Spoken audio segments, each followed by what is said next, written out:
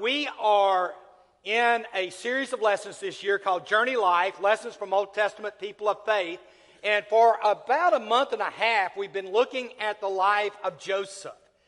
And John introduced the series with two lessons back about a month ago. And one of the things he did in that series of lessons is to say there are 3 points you need to remember as you study the life of Joseph.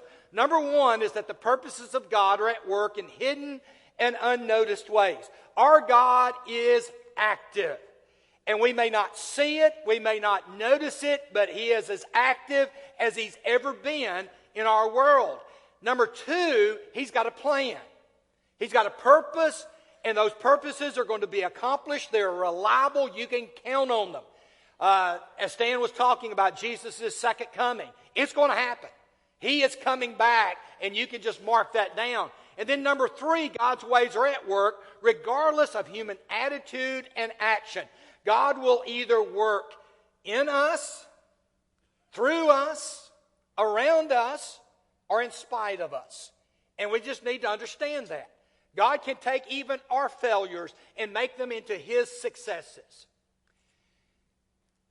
This morning's lesson is going to be a little bit different. Not a lot. Some of you, that's no different than you usually preach.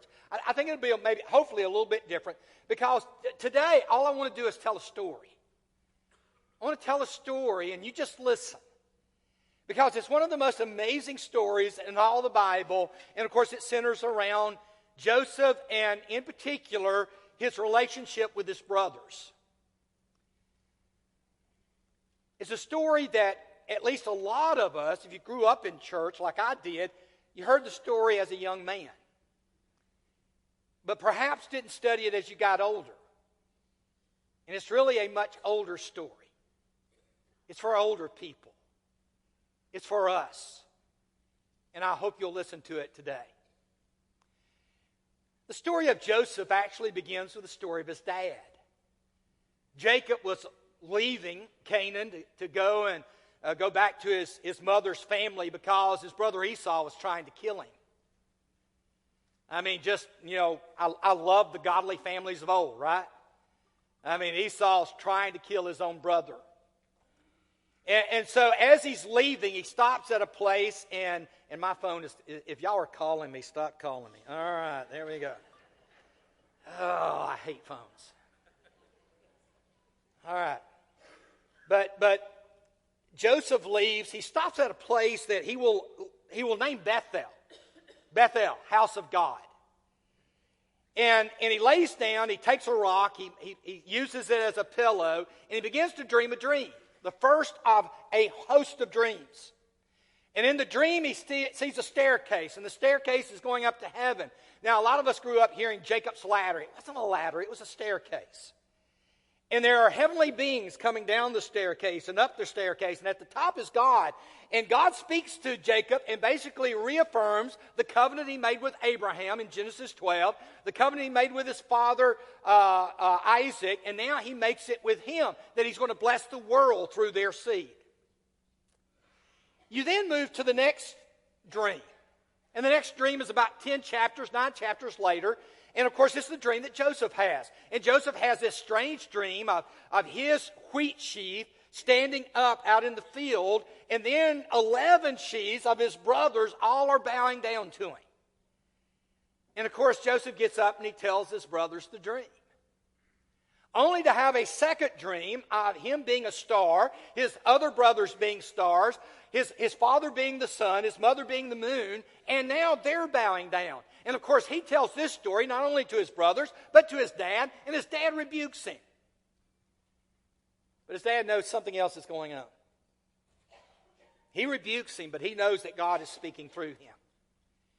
And because of these dreams, of course, Joseph gets sold as a slave down into Egypt. His brothers just absolutely hate him. And so they send him off. He goes down. He's bought by Potiphar. The next thing you know, Potiphar's wife's coming after him. He gets thrown in prison. And then he runs into 2 more dreamers. One is a cupbearer, the butler of Pharaoh.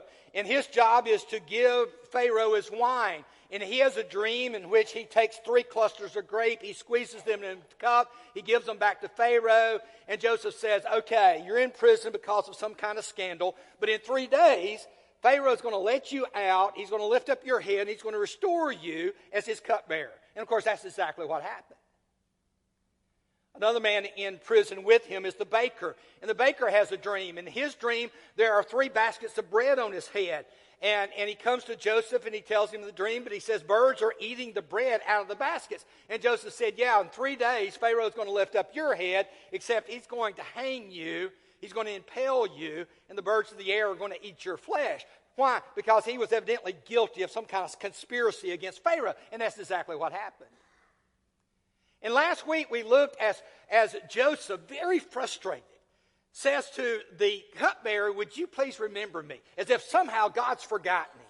And would you be kind to me? As if God had not been kind to him. And would you tell Pharaoh so that he can get me out of this place? As if God can't do it.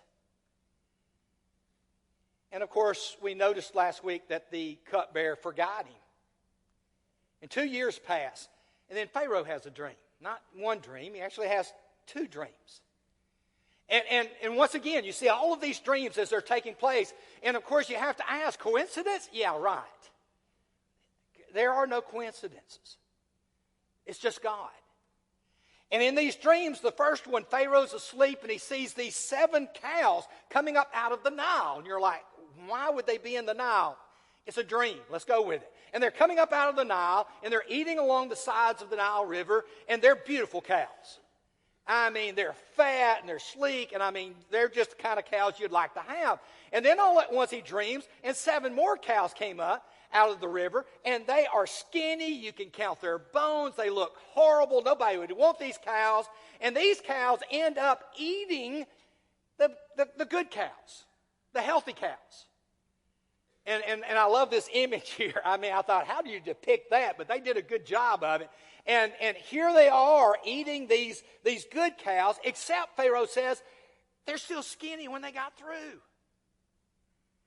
And then he said, I had another dream, or he has another dream. He saw these wheat stalks, these heads of wheat, and there were 7 of them. And they're growing up there in Egypt, and they're fat, and they look great, and it's a good crop of wheat. And then all at once you have another wheat stalk comes up, and there's 7 heads on it, but they're blighted. I mean, it's like they're growing in the middle of a desert. Of course, that's the point. And they end up swallowing, and you're like, how does wheat swallow wheat?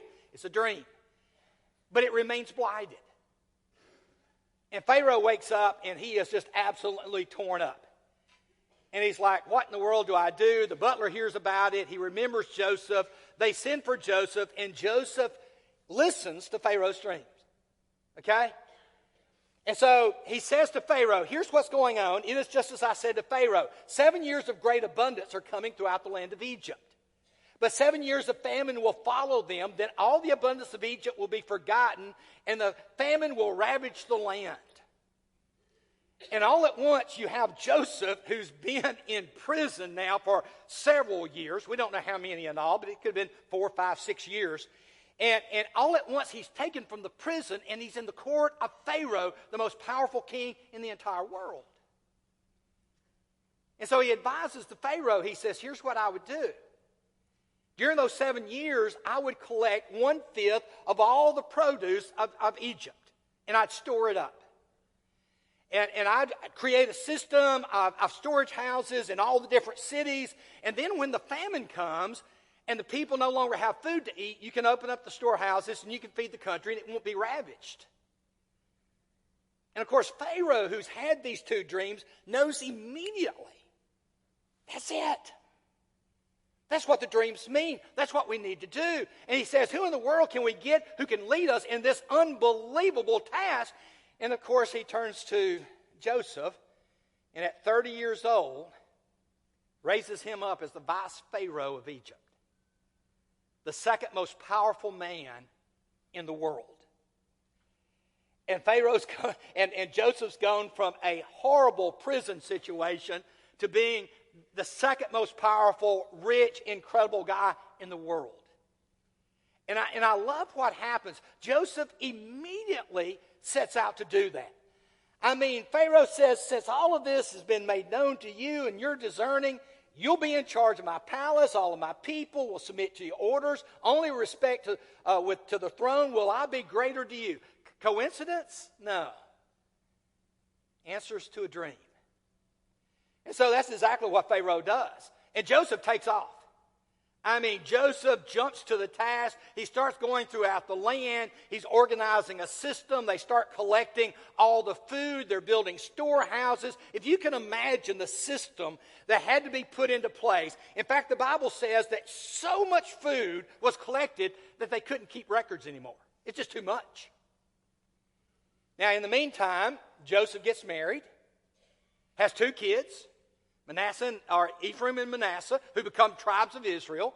I mean, God is obviously blessing him, but he is so busy trying to save Egypt that in many ways he's forgotten about his family. And so the famine spread over the whole country. Joseph opened all the storehouses, sold grain to the Egyptians, and all the world came to Egypt to buy grain from Joseph because the famine was severe everywhere. I mean, it's all throughout the Middle East. And 2 years pass it. First year, people can get by. They've got money. They've got food saved up. First year, they kind of make it as the drought just spreads all over the place. Second year, they start to hurt. And notice again, people came from all over the world. Joseph is now, as governor, second in command of Egypt. He's the one now that becomes the person who feeds the world. And people are traveling from all over the place. North Africa, I can imagine people coming from all around the Mediterranean, all the way from maybe Babylon. I mean, people are traveling to Egypt. Why? For some reason, they have plenty of food, even though the famine has struck them as well. And of course, you know where the story is going. When Jacob learned that there was grain in Egypt, he said to his sons, I have heard that there is grain in Egypt. Go down there and buy some for us so that we may live and not die. And then 10 of Joseph's brothers went down to buy grain from Egypt. I want you to notice that phrase right there, then 10. Jacob will not let his youngest son Benjamin, Joseph's younger brother, did not go. Now at this time, he's got to be in his early 20s. Sometimes you read the text and you think he's more like 12 or 15. No. I mean, you need to see the time frame here. I mean, Joseph, the story begins when he's 17 years old. That's when he gets sold. He goes down, he spends time in Potiphar's house, he spends time in prison. He's taken out of prison when he's 30. So he's been down there 13 years. 7 years of plenty have passed. Now he's 37. 2 years of famine have passed. He's now 39 years old. And all at once, you know what happens. Joseph looks up, governor of all the land, and Joseph's brothers arrive, and they come in. And again, you got to picture the scene. I mean, Joseph's 39 years old. Last time they saw him was when he was 17. Y'all ever run into someone you hadn't seen in 20 years? And they walk up to you, and you know what they say? Do you know who I am? And you look at them and you go, I don't have a clue. I mean, you got to be kidding me. I did a funeral yesterday at Northside where I used to preach, and I'm sitting there talking to the widow, and I said, by the way, where's Frank at? And she said, well, Frank is here, And the last time I seen Frank, he was like this tall, and he's a teenager. He's 12, 13 years old. And that was a long, long, long time ago. And now, he's like this tall and he's like this wide. And, he's a different person. And I saw him but didn't recognize who it was. I didn't have a clue. Joseph's become Egyptian, 100%. He speaks the language. Egyptians were clean-shaven. Hebrews were not. He's no doubt, he's very dark-skinned. He's down in Egypt of all places. Everybody down there is dark-skinned. And not only that, but because he's an official, the people who are coming in front of him, they're not getting close. And they're interpreters who are interpreting for all the different people who are coming in from all over the world. And I mean, Joseph is this high official, and his brothers come in, and they bow in front of him. I don't even know if they're looking at him, but he recognizes them. And now his world is changing. Where's Benjamin? He can count. Where's Benjamin? 10 of my brothers are here. But my brother, my full-blooded brother, I mean, these are all half-brothers. My full-blood brother, he's not here. And of course, he wants to know, where is he? What's happened? What's going on? And immediately Joseph, and this is the point I want you to see, Joseph is just, all at once, his mind is racing. All of these memories from over 20 years ago are flooding back. And he just wants to know something. Where's my brother? And so in order to get to it, he decides, I've got to test these guys. I've got to find out if they're on the up and up. And so he accuses them of all things of being spies. He speaks to them harshly. And of course you're like, how come they didn't recognize him? Again, I don't know if they're close enough to even see him well. Secondly, he looks very different than he did, 20 years earlier. He's married, he's got kids. I don't know about y'all, but I promise you, I didn't look nothing like when I was 40, like I was when I was 17. I know y'all are not going to believe this, but when June brought her mother in to see me for the first time, I was working in a meat market or in a grocery store, and June comes in and says, Mama, that's him right there. And June's mother's response was, that little thing?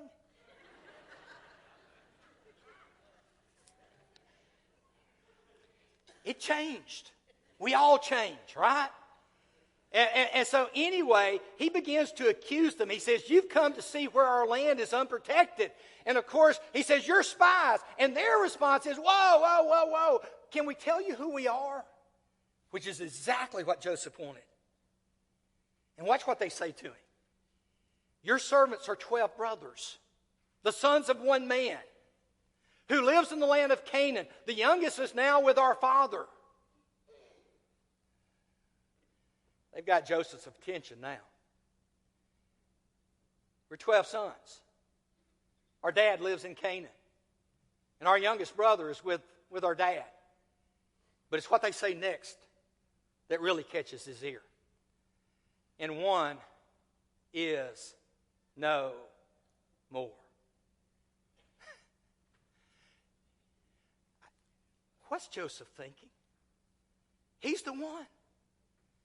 One is no more. Are you serious? You're bowing down to him as he predicted you would. He is the second most powerful man. He's no more. Isn't it amazing how that to people of the world, we may be no more, but to God, we're everything? One is no more. And so, one thing that Joseph wants to know is this. Have they treated Benjamin the same way they treated me?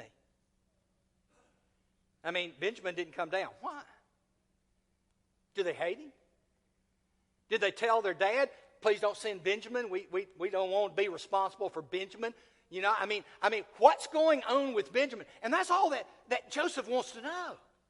How's Benjamin doing? Now, he wants to know about his dad, of course. But he also wants to know about his brothers. Have they changed? Here's the question. It's just as I told you, you're spies. And this is how you'll be tested. You'll not leave this place until your youngest brother comes here. And basically what Joseph says is, I'm going to put all of you in jail, and I'm going to send one back, and when he comes back with your brother, then I'll know you're telling the truth. And of course, they just kind of freak out. Send one of your number to get your brother. The rest of you will be kept in prison so that your words may be tested to see if you're telling the truth. And by the way, that is the truth. He wants to know, are they telling the truth? And if not, then surely as Pharaoh lives, you are spies. And so Joseph throws them in jail for 3 days. Don't you know that Joseph's mind was going back to when they threw him in the pit and they were going to kill him? And all at once now they're in jail. And you just see Joseph as he's... But Joseph thinks about it. He thinks, okay, my dad, their families, Benjamin, they're all back in Canaan and they're running out of food. And so he actually begins to realize, okay, I can't leave all of them here. I've got to send food back. And so instead he came up with a plan. He says, here's what I'm going to do. I'm only going to take one of you. And I'm going to put one of you in prison. I'm going to send the rest of you back with food. You bring your younger brother back, and then we'll talk. And so he brings them back. He picks of all people Simeon. Now, Simeon's the second born. Why the second born? You see, Reuben's the oldest. But if you go back to chapter 37, what does Reuben do?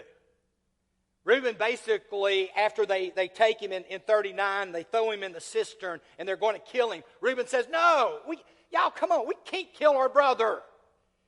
And when they threw him in the cistern, Reuben went, I guess, to take care of the cat. I don't know what he did. Feed the sheep. He went to do something. And while he was gone, intending to come back in the night and rescue Joseph, the brothers sell him off. And of course, Reuben comes back, and Reuben's heartbroken. He's the oldest. He's the firstborn. And you've sold our brother. And so he doesn't take Reuben. He takes Simeon, binds him up in front of all of them, puts him in jail, loads their donkeys with plenty of food.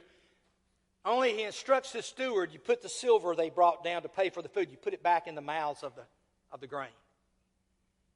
And so they get back home. And they tell everything to Jacob, and then they start opening the grain bags, and there's their silver, and they freak out. What has God done to us? And of course, that's when Reuben basically goes to Jacob, and he says, Dad, we got to go back and get more food. You've got to send Benjamin. And Jacob's like, Benjamin is not going. And he says, Dad, listen, I've got 2 sons. If anything happens to Benjamin, you can kill my 2 sons. Now, how many of y'all would kill your grandkids because your kids did something wrong, right? I mean, I'm looking at that going, that makes absolute, yeah, he's going to kill his 2 grandsons. You know, and so Jacob's just like, no, Benjamin is not going down there. And of course, they're sitting here and they're struggling with it.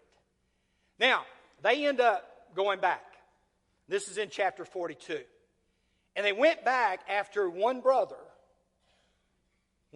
went to their dad and said, I'll take responsibility. If Benjamin doesn't come back, I'll live with the guilt all of my life. And that brother, Judah, the one who said years earlier, let's sell him. Let's make some money off of him. We'll get rid of him that way and then lie to our dad. 20 plus years later, he's telling his dad, I'll take responsibility for him. And so they come back.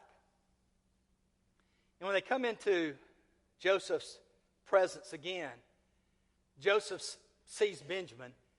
But one of the things that he notices is that you got Reuben here saying, didn't I tell you not to sin against the boy, but you wouldn't listen to me? Now we must give an account for his blood. They're feeling guilty. And so Reuben, again, begs his dad, take my boys if not, but it doesn't work. But then when they get so hungry and the famine is so severe, Dad says, you got to go back, take my son. If he dies, he dies. If I have to grieve, I'll grieve. And so they go back down there, and the first thing that Joseph does when he sees them is basically says, how's your dad?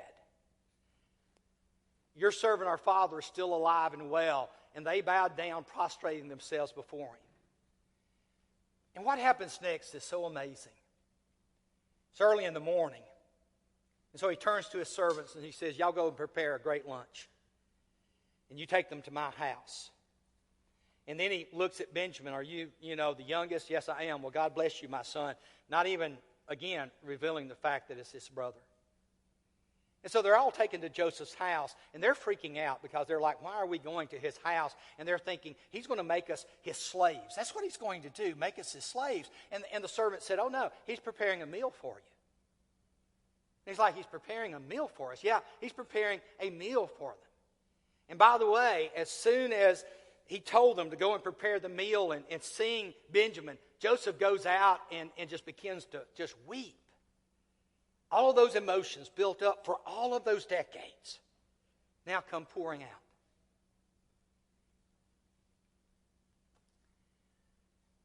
Now then, please let your servant remain here as my Lord's slave. This is where finally Judah steps in.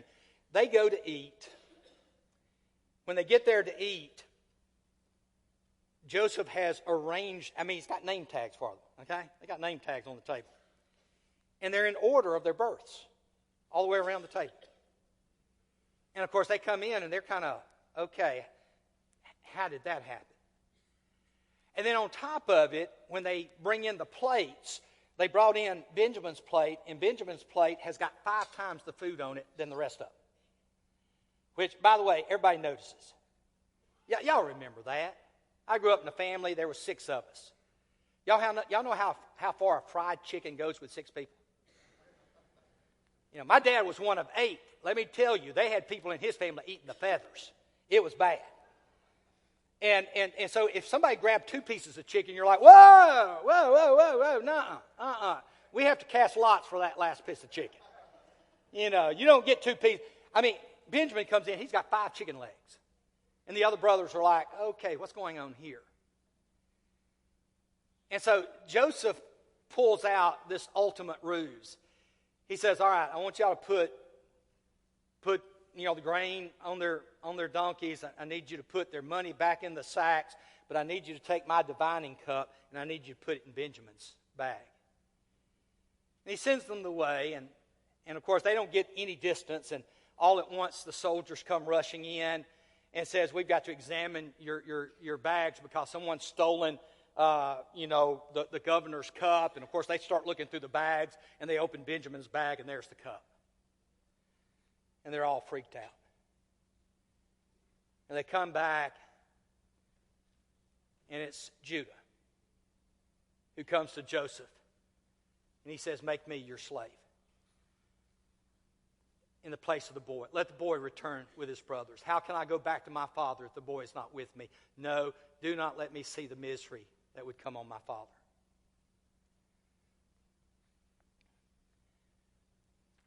And in Joseph's mind, that was the sign he was looking for. His brothers had changed.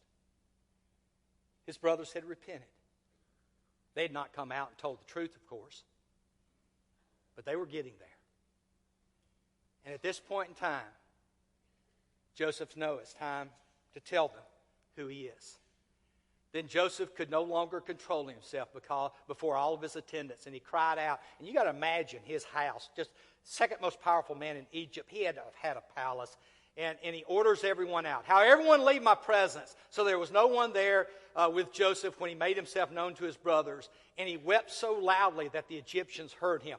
They go out, they close the doors, and Joseph just starts bawling. And they can hear it outside. The Egyptians hear it, and they're like, what in the world is going on? Watch what happens. Joseph said to his brothers, in their language, I am Joseph. A name that they had not heard pronounced except by their dad in ages. And then, of course, he says immediately what's on his mind. Is my father still alive? And, of course, the brothers are absolutely terrified. They can't believe it. And then he responds a second time. Then Joseph said to his brothers, come close to me. And when they had done so, he said, I am your brother. Notice the difference. He first said, I am Joseph. He now comes back and he says, I am your brother.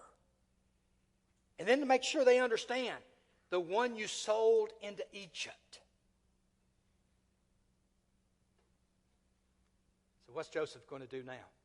Brother, sold into Egypt. Which way is he going? And watch what he does. Then he threw his arms around his brother Benjamin and wept. And Benjamin embraced him, weeping, seeing for the first time the one he had heard so many stories from his dad about. And he kissed all of his brothers, and he wept over them. And afterwards, his brothers, for the first time in 20 years, talked with him. What do you think they talked about? What do you think they discussed? How'd the conversation go? John Michael's going to tell the rest of the story. He began the series and want him to end it. I don't know how many times I've asked someone, how's your father doing? Only to have them say to me, me and Dad don't talk. How's your brother doing? Me and my brother don't talk. And how's your sister? Me and my sister don't get along. And if there's one lesson I've learned in life, life is too short for us to let petty things. Listen, if Joseph could forgive his brothers of selling him as a slave, lying to his dad, making him think he was dead, him spending all of those years in prison, if Joseph could forgive them of all of that, what is there keeping us from going and reconciling with those we need to reconcile with? Jesus put it as simple as I know of anybody. Therefore, if you're offering your gift at the altar and there remember that your brother or sister has something against you, you're at church, it's time for the contribution, and you realize things are not right with you and mom and dad, or you and your brother and sister, or you and your kids, what do you do? And Jesus put it as simple as you can. First go and be reconciled to them. Then come and offer you a gift. Who do you need to reconcile with? I suspect all of us need to reconcile with someone. It may be first with God. But if it was someone that you're close to, now's the time to reconcile. Please, don't let another day go by. I know for a fact that Joseph never was so happy in his life to have his family back. That's what God wants for all of us. If you need to be reconciled to God, we're here to help you. If you need to put him on in baptism, we'd be honored to help you with that. If you need to reconcile with someone else, leave here today and go and do it. Do it. And if we can help you, let us know how we can right now as we stand to sing.